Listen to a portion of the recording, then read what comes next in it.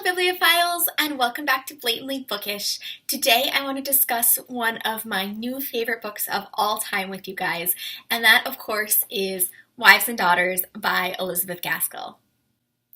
To begin with, the old rigmarole of childhood. In a country there was a shire, and in that shire there was a town, and in that town there was a house, and in that house there was a room, and in that room there was a bed, and in that bed there lay a little girl, wide awake and longing to get up, but not daring to do so for fear of the unseen power in the next room, a certain Betty, whose slumbers must not be disturbed until 6 o'clock struck, when she wakened of herself as sure as clockwork, and left the household very little peace afterwards. It was a June morning, and early as it was, the room was full of sunny warmth and light. And that is how we are introduced to Molly Gibson waking up in the country town of Hollingford. The book centers on Molly, the local doctor's daughter, and how she copes with an unwanted stepmother, an impetuous and more worldly stepsister. It's about Molly dealing with these changes in her quiet country life, as well as burdensome secrets, town gossip, and her attraction towards a man who thinks of her only as a friend. This book is often cited as Gaskell's masterpiece, and though I haven't read all of Gaskell's work yet, I'm inclined to agree. If North and South was a 5 out of 5 stars, this is a 6 out of 5. And you guys know that I don't really do star ratings, but I just needed some way of quantifying for you how amazing this book truly is. It was originally published serially in the Cornhill magazine from August 1864 through January 1866. But while writing it, Gaskell died suddenly in November 1865. Now, I was very apprehensive to read an unfinished work, and you're probably wondering how an unfinished work can be hailed as someone's masterpiece. You truly do know how the story is going to end on finishing the words Gaskell wrote. It's clear where the plot is going, but you just don't get the satisfaction of watching it play out in Gaskell's beautiful prose. Instead, you get a few pages of her editor's commentary, which explains her death and affirms that what you think will happen in the plot indeed will happen. And then he gushes about her prose and talent, and it is truly the next best thing to Gaskell writing her own ending, in my opinion, because by the end of the book, you are so in love with Gaskell's work that having someone rave about it with you is quite cathartic. But besides a fleshed out ending, this book has it all. A solid and intriguing plot, social commentary and criticism, romance, and most importantly of all, some of the best character portrayals I've ever seen in literature. Gaskell's characters are so lifelike in their interactions, their motivations, and their complexities, but the book doesn't feel like mere character sketches. It has the perfect balance of character exploration to plot, and the pacing of the book is so steady and deliberate. Nothing is rushed, and the reader is able to gain a comprehensive sense of the characters, their relationship with others, and the town of Hollingford as a whole. There is the relationship between Mr. Gibson and Molly, Molly and the new Mrs. Gibson, Molly and her stepsister Cynthia, and the Gibsons' relationships with the Hamleys, a local gentry family. They are all such rich and compelling portrayals of human interactions, and it is wonderful. As I said, there are many relationships in Wives and Daughters, but the relationship that gets the plot of the novel started is Mr. Gibson and Molly Gibson's relationship. Mr. Gibson, a widower, truly dotes on his daughter Molly, and they have this close-knit relationship that, as Gaskell puts it, is full of half banter, half seriousness, but altogether confidential friendship. Molly and her father are both content with their relationship, but Mr. Gibson worries that Molly lacks a female figure to instruct her in the ways of respectable womanhood, and decides to take a second wife. Over the course of the novel, we watch the consequences of bringing Mrs. Gibson and her daughter Cynthia into this tight-knit father-daughter relationship and the tensions that their relationship endures. Molly is more than a daughter to Mr. Gibson, though. She functions as a surrogate daughter to many throughout the text. Molly's own mother has passed away, but she remains close to the Miss Brownings, her late mother's dearest friends, who arguably think of her as a daughter in some respects. parents. And then there's Molly's stepmother, the new Mrs. Gibson, who, much to Molly's dismay, insists that Molly call her Mama. The relationship between the new Mrs. Gibson and Molly is an interesting and strained one. There's this part of you as a reader that feels like this is a Cinderella-esque story with an evil stepmother and a stepsister, and the first chapter does have some fairy tale elements. The introductory language is much like a fairy tale or children's book, as you heard previously. And the first chapter begins with a scene of Molly falling asleep in the towers, which is in essence a castle, and being woken up by her future stepmother. But even though this novel borrows elements from fairy tales, it's actually a very realist novel that draws attention to the domestic problems when parents are absent. Mrs. Gibson isn't wicked or deliberately mischievous, and Cynthia is impetuous but not cruel. Mrs. Gibson feels a sense of responsibility as a mother towards Molly and strives to give her the same sort of attention that she would towards her own daughter Cynthia, but arguably she hasn't given that much attention to Cynthia in the past as Cynthia was shipped off to a school in France.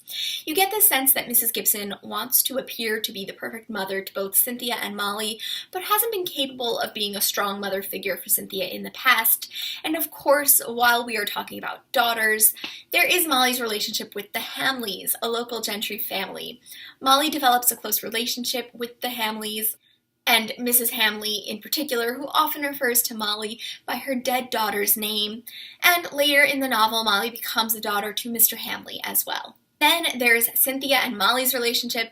The two characters could not be more different, but get along surprisingly well. Molly's naive and reserved and slightly awkward, while Cynthia is worldly and rebellious, but they both care for one another as true sisters. Cynthia is charming and has this capacity to attract people to her, but she's also very concerned with appearances and is rather fake and superficial. She understands and manipulates society in a way that Molly simply isn't capable of. Molly is just so good and genuine in comparison to Cynthia, but manages to be so without being angelic or saintly. Cynthia is quite a complicated character to understand and is explained in the book as a very fascinating and faulty creature. I quite love this conversation between Molly and Cynthia as well, where they're discussing the affairs of the Hamleys. Cynthia states, "Don't be so pedantically truthful, Molly. Besides, your manner shows when you speak truth and when you speak falsehood. Without troubling yourself to use words, I knew exactly what your 'I don't know' meant. I never consider myself bound to be truthful, so I beg we may be on equal terms." Cynthia might as well say she did not consider herself bound to be truthful. She literally said what came uppermost without caring very much whether it was accurate or not. But there was no ill nature, and in a general way, no attempt at procuring any advantage for herself in all her deviations, and there was often such a latent sense of fun in them that Molly could not help being amused with them in fact, though she condemned them in theory. Cynthia's playfulness of manner glossed such failings over with a kind of charm, and yet, at times, she was so soft and sympathetic that Molly could not resist her, even when she affirmed the most startling things. I think that passage does a beautiful job of demonstrating the differences between Cynthia and Molly. It's not that Cynthia is malicious, but she's unable to be genuine or authentic in the same way that Molly is. I'd also like to discuss some other topics that can be found in Wives and Daughters. Social class is beautifully explored in this book. There are the Hamleys, who are gentry with a long history of land ownership. Sir Roger Hamley owns their estate and has two sons, Osborne and Roger. As heir to the estate, Osborne has high expectations thrust on him, and Gaskell writes his character beautifully.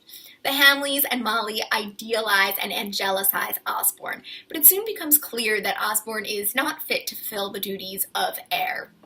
The way he is feminized in the text is both interesting and problematic in the way that it's tied up with morality. He's described as beautiful and languid, strongly resembling his mother, eating daintily, and spending too much time in front of the mirror. It's definitely something to pay attention to while reading. And then there is Molly and Mr. Gibson, who frequently interact with people above their social standing, like the Hamleys and even Lord and Lady Cumnor, who live in the Towers. Mr. Gibson is interestingly referred to as Mr., despite his position as a doctor. The fact that he's so frequently addressed as Mr. rather than Doctor speaks to the way he demands and obtains respect in society. Mr. Gibson's profession is sort of this very fluid social class of its own in the book, in that he interacts with people of all classes. But there is this pervading understanding that Molly, as a doctor's daughter, would be unsuited as wife to either of the Hamley sons. Spinsterhood and class are also explored in interesting ways in the text, with the characters of the Miss Brownings, who are Molly's mother's dearest friends, and also Lady Harriet, who lives in the Towers and is all but engaged to her cousin, who she has no intentions of ever marrying. Another theme in this book is that of scientific exploration. Many of the men in the book are interested in scientific pursuits. Mr. Gibson, as a doctor, is obviously well-versed in science. One of the characters devotes himself to scientific pursuits of naturalism, traveling to foreign countries, and looking at things in a Darwinistic sort of way. And even Lord Hollingford has his own library and writes papers for scientific journals.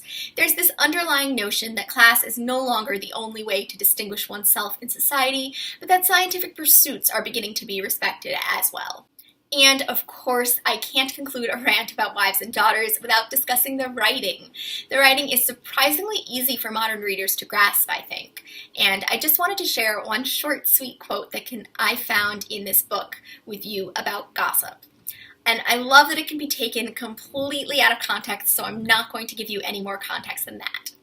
Don't repeat evil on any authority unless you can do some good by speaking about it. I just think that's such a lovely sentiment. I have starred so many other passages in this book, but I feel like they're better taken with a great deal of context. So I will let you pick them up for yourselves as you read this book, which I sincerely hope you will in the future if you have not done so already.